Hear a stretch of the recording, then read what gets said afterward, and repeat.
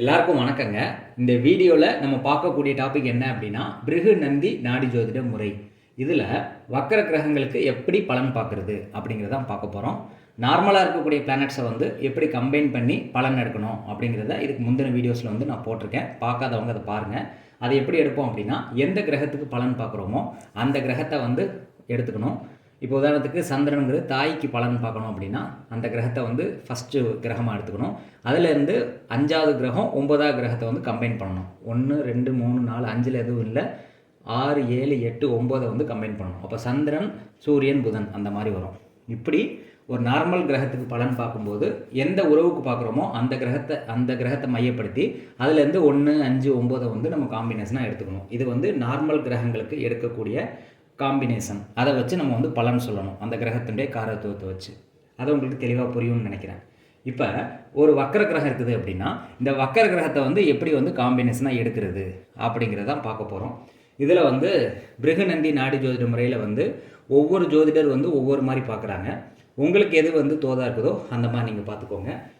சில ஜோதிடர்கள் எப்படி பார்க்குறாங்க அப்படின்னா வக்கர கிரகம் அதை 1வது பிளேஸாக எடுத்துக்கிறோம். இப்போ குரு வக்கரமாக இருக்குதுன்னா குருவை 1 அப்படின்னு எடுத்துக்கிறோம். அதை ரிவர்ஸில் பார்க்குறாங்க. அதாவது நார்மல் கிரகம்னா முன்னாடி சேர்க்கையை பார்ப்பாங்க. இது வக்கரமாக இருக்கிறதுனால பின்னோக்கி சேர்க்கையை எடுக்கிறாங்க. அப்போ 1 2 3 4 5 அப்போ குருவோட சுக்கிரன் சேருது. அடுத்து 1 5 7 9 அப்படிங்கிற மாதிரி எடுக்கிறாங்க. சில ஜோதிடர்கள் 1 5 7 9ன்னு எடுக்கிறாங்க. சில பேர் 1 5 9ன்னு எடுக்கிறாங்க. அது உங்களுக்கு எது ஒத்து வருதோ அதை நீங்கள் எடுத்துக்கோங்க.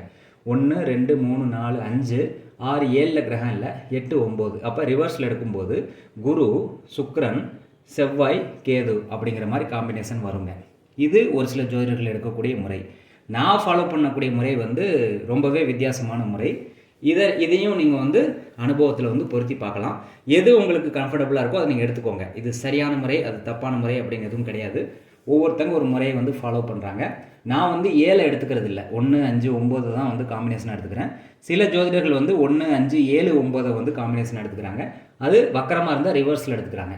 இப்போ நான் சொல்லக்கூடிய மெத்தட் முற்றிலும் வித்தியாசமான முறை.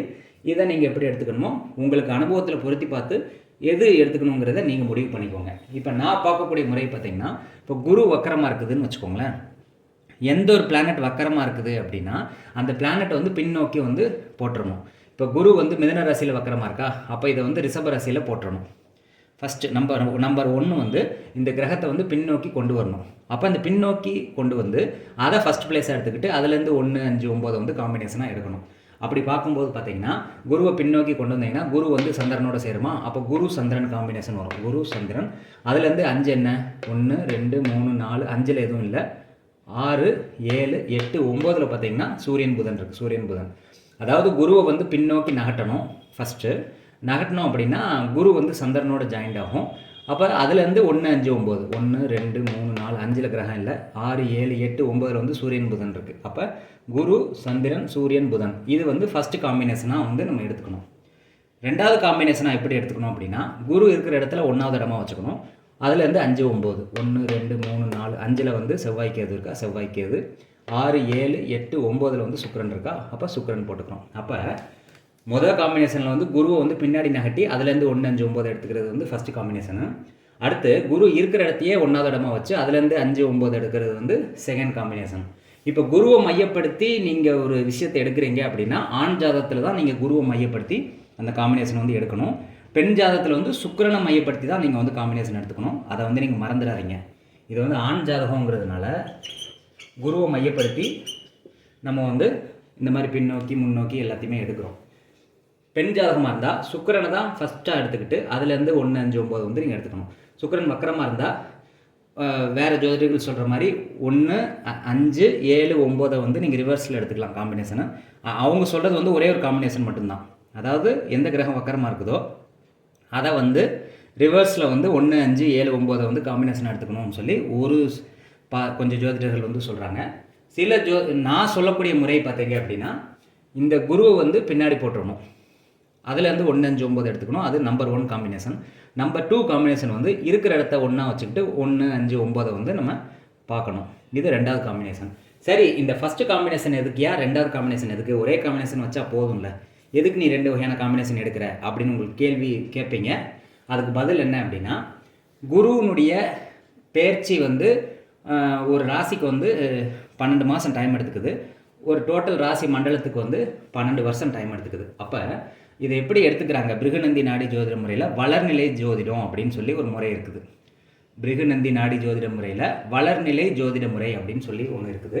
இப்போ இந்த வக்கர கிரகமாக வரும்போது வளர்நிலை ஜோதிடத்தை வந்து நம்ம யூஸ் பண்ணணும் அதில். அப்போ வந்து பலன்கள் வந்து ஓரளவுக்கு மேட்ச் ஆகி வரும். அதனால தான் இந்த வளர்நிலை கான்செப்டை வந்து வக்கர கிரகங்களுக்கு வந்து பயன்படுத்துகிறோம். அப்போ இப்போ குரு இங்கே இருக்குதுன்னா இங்கே போட்டுறணும். அப்போ இங்கே வந்து 12 வருஷம் வந்து குரு வந்து ரிஷபராசியில் இருக்கும். அதாவது ஒரு பையனுடைய 12 வயசு வரைக்கும் குரு வந்து இந்த ராசியில் இருக்கும். அதாவது குரு வக்கரமாக இருந்தால் அதை பின்னோக்கி போட்டுறணும். பின்னோக்கி போட்டுட்டு அது 12 வருஷம் இங்கே இருப்பான். குரு வந்து 12 வயசு வரைக்கும் இங்கே இருக்கும். அடுத்து 12லேருந்து 24 வயசு வரைக்கும் இந்த காம்பினேஷனை வந்து நம்ம கன்சிடர் பண்ணணும். இப்போ இந்த செகண்ட் காம்பினேஷன் வந்து 12லேருந்து 24 வயசு வரைக்கும் இந்த காம்பினேஷன் நம்ம எடுத்துக்கணும். திரும்ப 24லேருந்து 36 வரைக்கும் இங்கே குரு வந்து கம்பைன்ட் ஆகக்கூடிய பிளானட் காம்பினேஷனை வந்து நம்ம எடுத்துக்கணும். அடுத்து 36லேருந்து 48 வயசு வரைக்கும் இங்கே குரு இருந்தால் எப்படி காம்பினேஷன் வருமோ அந்த காம்பினேஷனும் எடுத்துக்கணும். அதாவது முதல் 12 வருஷம், அடுத்த 12 வருஷம், அதுக்கடுத்து 12 வருஷம், அதுக்கடுத்து 12 வருஷம்னு சொல்லி மாறி 12 வருஷம் வந்து முன்னும் பின்னும் வந்து வந்துக்கிட்டே இருக்கும். அப்போ 12 வருஷம் மாறும்போது வந்து கிரகத்தினுடைய காம்பினேஷன் வந்து சேஞ்ச் ஆகும். இதுபடி தான் வந்து அவங்க வாழ்க்கையில் வந்து பலன்கள் வந்து நடக்கும். இதை வந்து நீங்கள் மறந்துடக்கூடாது. அப்போ 2 காம்பினேஷனாக நம்ம எடுத்துக்கிறோம். முதல் காம்பினேஷன் வந்து 12 வயசு வரைக்கும், அடுத்து 24 வயசு வரைக்கும் செகண்ட் காம்பினேஷன், திரும்ப 36 வயசு வரைக்கும் தேர்ட் காம்பினேஷன், 48 வயசு வரைக்கும் ஃபோர்த் காம்பினேஷன். இதை மாதிரி வந்து எந்த கிரகம் வக்கரமாக இருந்தாலும் 12 12 12 12 வந்து நீங்கள் வந்து காம்பினேஷனாக எடுத்துக்கணும். சனியை தவிர. சனி வந்து வக்கரமாகிடுச்சு அப்படின்னா 30 வருஷமாக வந்து நம்ம எடுத்துக்கணும். அதாவது பின்னோக்கி 30 வயசு வரைக்கும் சனியை வந்து ஃபஸ்ட் காம்பினேஷனாகவும், 30லேருந்து 60 வயசு வரைக்கும் சனியை வந்து செகண்ட் காம்பினேஷனாகவும் நம்ம எடுத்துக்கணும். சனிக்கு மட்டும் 30 வருஷம்னு எடுத்துக்கோங்க. மற்ற எல்லா பிளானட்ஸ்க்குமே வந்து நீங்கள் வக்கரமாச்சு அப்படின்னா அதை வந்து 12 வருஷம் அப்படிங்கிற மாதிரி வச்சு காம்பினேஷன் வந்து எடுத்துக்கணும். ஏன் இப்படி எடுத்துக்கணும் அப்படின்னா, இப்போ ஒருத்தருக்கு வந்து திருமணம் பண்ணணும் அப்படின்னு சொல்லி நம்ம பார்க்குறோன்னு வச்சுக்கோங்களேன். எப்போ திருமணம் நடக்கும் அப்படின்னா, இந்த குரு வந்து செவ்வாயோடையும் சுக்கிரனோடையும் கனெக்ட் ஆகணும். அப்போ தான் வந்து திருமணம் நடக்கும் உங்களுக்கு. இப்போ ஃபஸ்ட்டு காம்பினேஷனில் பார்த்தீங்கன்னா செவ்வாயும் கனெக்ட் ஆகலை, சுக்கிரனும் கனெக்ட் ஆகலை. அப்போ முதல் 12 வயசு வரைக்கும் திருமணம் நடக்கிறதுக்கு வாய்ப்புகள் கிடையாது. அது வேறு விஷயம்.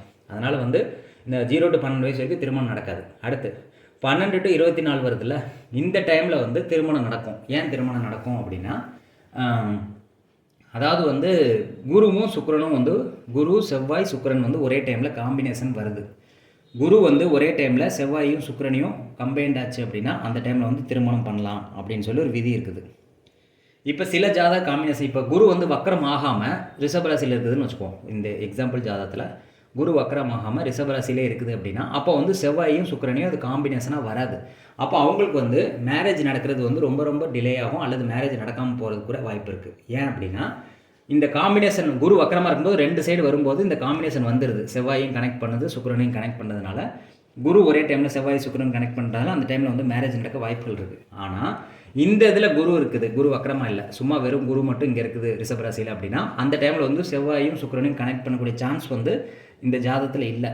அப்போ எப்போ கல்யாணம் நடக்கும் அப்படின்னு எடுத்துக்கிட்டோம் அப்படின்னா, குரு வந்து எப்போ செவ்வாயும் சுக்கிரனையும் கனெக்ட் பண்ணுதோ அப்போ தான் மேரேஜ் நடக்கும். அப்போ ஜாதக ரீதியாக வந்து அந்த கனெக்ஷன் வரதுக்கு வாய்ப்புகள் இல்லை. அப்போ கோச்சார் ரீதியாக வருதுன்னு வச்சுக்கோங்களேன். இப்போ கோச்சார் ரீதியாக வந்து குரு வந்து மிதுன ராசிக்கு வருதுன்னு வச்சுக்கோங்களேன். ஃபார் எக்ஸாம்பிள், அதாவது வந்து குரு இங்கே இருக்குது, வக்கரமாக இல்லை, அப்போ செவ்வாயும் சுக்கிரனும் கனெக்ட் பண்ணல குரு. அப்போ அவருக்கு எப்போ மேரேஜ் நடக்கும் அப்படின்னு கேட்டிங்கன்னா, கோச்சாரத்தில் குரு வந்து மிதுன ராசிக்கு வருதுன்னு வச்சுக்கோங்களேன். இவர் ஜாதகத்தில் குரு வந்து ரிஷபராசியில் இருக்குது. அப்போ ரிஷபராசியில் இருக்குன்னா கோச்சார் குருவை வந்து இது கனெக்ட் பண்ணும். இந்த குரு வந்து, அதாவது மிதுன ராசியில் இருக்கக்கூடிய குரு வந்து எப்படி கனெக்ட் ஆகும், செவ்வாயும் கனெக்ட் பண்ணும், சுக்கிரனையும் கனெக்ட் பண்ணும். கோச்சார குரு வந்து ஜாதகத்தில் இருக்கக்கூடிய செவ்வாயும் சுக்கிரன் கனெக்ட் பண்ணுதா அந்த டைமில் வந்து மேரேஜ் நடந்துருங்க. ஜாதகத்தில் இருக்கக்கூடிய குரு வந்து செவ்வாய் சுக்கிரனை கனெக்ட் பண்ணலை, ஆனால் கோச்சாரத்தில் வரக்கூடிய குரு வந்து மிதுன ராசிக்கு வரும்போது இந்த செவ்வாயும் சுக்கிரனையும் கனெக்ட் பண்ணும். அப்போ எப்போல்லாம் வந்து இவருக்கு மிதுன ராசியில் குரு வருதோ அப்போ வந்து இவருக்கு மேரேஜ் நடக்கக்கூடிய வாய்ப்புகள் வந்து அதிகமாக இருக்கும் அப்படிங்கிற மாதிரி நம்ம எடுத்துக்கணும். குரு வந்து இங்கே இருக்கிற பட்சத்தில். இப்போ இந்த குரு வக்கரமாக இருக்கிறனால 2 சைடும் குரு போயிட்டு வரதுனால முதல் பாதி ஒரு மாதிரி இருக்கும், அடுத்த பாதி வந்து வேறு மாதிரி இருக்கும் லைஃப். அப்போ இதில் இன்னொரு விஷயத்தையும் கவனிக்கணும். இந்த குரு வந்து செவ்வாயும் சுக்கிரனையும் கனெக்ட் பண்ணுது, ஆனால் நடுவில் கேது இருக்கிறதுனால இவங்க மேரேஜ் பண்ணி பிரிஞ்சிருவாங்க அப்படின்னு சொல்லலாம். இந்த கேது இல்லாமல் செவ்வாய் சுக்கிரன் மட்டும் கனெக்ட் ஆச்சு அப்படின்னா இந்த ஜாதகர்கள் வந்து நல்லா வாழ்வாங்கன்னு சொல்ல முடியும். ஆனால் செவ்வாய் சுக்கிரன் கனெக்ட் ஆகிறதுக்கு நடுவில் வந்து கேது கனெக்ட் ஆச்சுன்னு வச்சுக்கோங்களேன், இவங்க வந்து மேரேஜ் பண்ணி பிரிஞ்சிருவாங்க அப்படின்னு தான் நம்ம சொல்லணும். இப்படி தான் வந்து ஒரு குரு வந்து செவ்வாய் சுக்கிரனோட கம்பைண்டாக தான் செக் பண்ணணும். அதில் ராகுவோ கேதுவோ நடுவில் இருந்தது அப்படின்னா அவங்க பிரியறதுக்கு வாய்ப்பு இருக்குது அப்படிங்கமா நம்ம வந்து சொல்லணும். டைவர்ஸ் பண்ணிடுவாங்க அப்படின்னு சொல்லணும். ஆனால் இந்த கேது வராமல் டைரெக்டாக செவ்வாய் சுக்கிரன் வந்து ஜாதகத்திலே கனெக்ட் ஆச்சு அப்படின்னா அவங்க ரொம்ப நாள் வந்து சேர்ந்து வாழ்வாங்க அப்படிங்கமா ப்ரிடிக்ஷன் வந்து சொல்லணும். இயற்கையிலே இந்த காம்பினேஷன் வரவங்களுக்கு வந்து அடிக்கடி வந்து பிரச்சனை வந்துகிட்டே இருக்கும். இது வராமல் கோச்சார் ரீதியாக மட்டும் சில கிரகங்கள் ட்ராவல் ஆகும்போது இந்த கனெக்ஷன் வந்தது அப்படின்னா அப்போ மட்டும் பிரச்சனை வரும். ஜாதகத்திலே இந்த மாதிரி கனெக்ஷன் வந்தது அப்படின்னா அடிக்கடி வந்து பிரச்சனை வரும், வாழ்க்கை நல்லா இருக்காது. அப்போ கேது வந்து செவ்வாய் சுக்கிரனுக்கு நடுவில் இருக்கிறதுனால கணவனுக்கும் மனைவிக்கும் பிரச்சனை வரும் அப்படிங்கிற மாதிரி எடுத்துக்கலாம். யாருக்கு எடுக்கலாம்னா பெண் ஜாதகத்தில் எடுத்துக்கணும். பெண் ஜாதகத்தில் வந்து செவ்வாய்ங்கிறது கணவர், சுக்கிரன்கிறது ஜாதகி. அப்போ ஜாதகிக்கும் ஜாதகிக்கும் கணவருக்கும் நடுவில் வந்து கேது இருக்கிறதுனால கணவருக்கும் இந்த பொண்ணுக்கும் வந்து பிரிவினை வந்துடும் சொல்லலாம் பெண் ஜாதகத்தில். ஆனால் இது ஆண் ஜாதகம் அப்படிங்கிறதுனால குருவை தான் ஜாதகராக எடுத்துக்கிறோம். செவ்வாய்ங்கிறது ஜாதகனுடைய தம்பி. அப்போ ஜாதகனுடைய தம்பிக்கு வந்து கல்யாணத்தில் பிரச்சனை வரும் அப்படின்னு சொல்லணும். குருவை வந்து ஆண் ஜாதகமாக இருந்தால் குருவை ஜாதகராக எடுத்துக்கிறதுனால செவ்வாய் வந்து ஜாதகனுடைய தம்பி. இப்போ ஜாதகனுடைய தம்பிக்கும் அவனுடைய ஒய்ஃபுக்கும் வந்து பிரச்சனை வரும் அப்படிங்கிறத இவங்க ஜாதகத்தை வச்சு சொல்ல முடியும். இதே இது வந்து பெண் ஜாதகமாக இருந்துச்சு அப்படின்னா செவ்வாயை வந்து கணவராக எடுக்கிறதுனால கணவருக்கும் இந்த ஜாதகிக்கும் வந்து பிரச்சனை வரும், டைவர்ஸ் ஆயிரும் அப்படின்னு சொல்லலாம். இதை வந்து நிறைய விதமாக எடுத்துக்கலாம். செவ்வாய்க்கு எதுங்கிறது நிலத்தில் வந்து பிரச்சனை வரும் அப்படிங்கிற மாதிரியும் எடுத்துக்கலாம். இந்த மாதிரி நிறைய காரத்துவங்களை பொருத்தி பார்த்து பலன் வந்து நீங்கள் கற்றுக்கணும். இப்போ நிறைய காரத்துவங்கள் தெரிஞ்சிருக்கணும், காம்பினேஷன் எப்படி எடுக்கிறது அப்படிங்கிறத தெரிஞ்சிருக்கணும், நிறைய யோசிக்கணும். வளர்நிலை ஜாதகம் மூலியமாக தான் இந்த வக்கர கிரகத்தை பார்க்கும்போது பலன்கள் வந்து ஓரளவு கரெக்டாக வரும். நார்மலாக இவங்க பார்க்குற மாதிரி குருவிலேருந்து 1, 5, 7, 9 கனெக்ட் பண்ணிங்கன்னா அந்த பலன் வந்து கரெக்டாக வரல. அப்போ இந்த வளர்நிலையில் வந்து ஒவ்வொரு 12 வருஷத்துக்கும் குரு முன்ன பின்ன மாறும்போது கிரக காம்பினேஷன் மாறுது. அப்போ வந்து மேரேஜ் நடக்குமா நடக்காதா அப்படிங்கிறத கண்டுபிடிக்க முடியும். கேது இல்லாமல் இருந்ததுன்னா இவங்களுக்கு கண்டிப்பாக மேரேஜ் நல்லா இருக்குது, நல்லா வாழ்வாங்கன்னு சொல்லலாம். இப்போ இந்த காம்பினேஷன் வராமல் வெறும் குரு மட்டும் இங்கே இருந்தது அப்படின்னா அந்த காம்பினேஷனே வராது. செவ்வாயும் சுக்கிரனையும் இந்த குரு கனெக்டே பண்ணாது. அப்போ கோச்சாரத்தில் எப்போ குரு வந்து மிதுன ராசியில் வருதோ அப்போ தான் வந்து அந்த கோச்சார் குரு வந்து செவ்வாயையும் சுக்கிரனையும் கனெக்ட் பண்ணும். அப்போ தான் மேரேஜ் நடக்கும் அப்படிங்கிற மாதிரி நம்ம எடுத்துக்கலாம். உங்கள் புரிதலுக்காக வந்து இவ்வளோ டீட்டெயிலாக வந்து நான் சொல்லியிருக்கேன். கண்டிப்பாக இந்த வக்கர கிரகம் வந்து எப்படி பலன் கொடுக்குது அப்படிங்கிறது உங்களுக்கு கண்டிப்பாக புரிஞ்சிருக்கும்னு நான் நினைக்கிறேன். சனியாக இருந்துச்சு அப்படின்னா 30 வருஷம் முதல் 30 வருஷம் பின்னோக்கியும் அடுத்த 30 வருஷம் இந்த இடத்துல இருந்தும் பலன் சொல்லணும், கிரகங்களை அடுக்கி பலன் சொல்லணும் அப்படிங்கிறது தான் என்னுடைய புரிதல். அப்போ கோச்சார் ரீதியாக கிரகங்கள் எப்படி பலன் கொடுக்குதுங்கிறதையும் வரும் வீடியோக்களில் வந்து பிருகுநந்தி நாடி ஜோதிட முறையில் நம்ம பார்ப்போம். இந்த பதிவு வந்து கண்டிப்பாக உங்களுக்கு பயனுள்ளதாக இருக்கும்னு நான் நம்புகிறேன். உங்களுக்கு ஜாதகம் பார்க்கணும் விருப்பம் இருந்துச்சுன்னா டிஸ்கிரிப்ஷனுடைய வாட்ஸ்அப் நம்பர் கொடுத்துருக்கேன். வாட்ஸ்அப் மூலிமா தொடர்பு கொண்டு அப்பாயின்மெண்ட் ஃபிக்ஸ் பண்ணிட்டு ஜாதகம் பார்க்கலாம். நன்றி, வணக்கம்.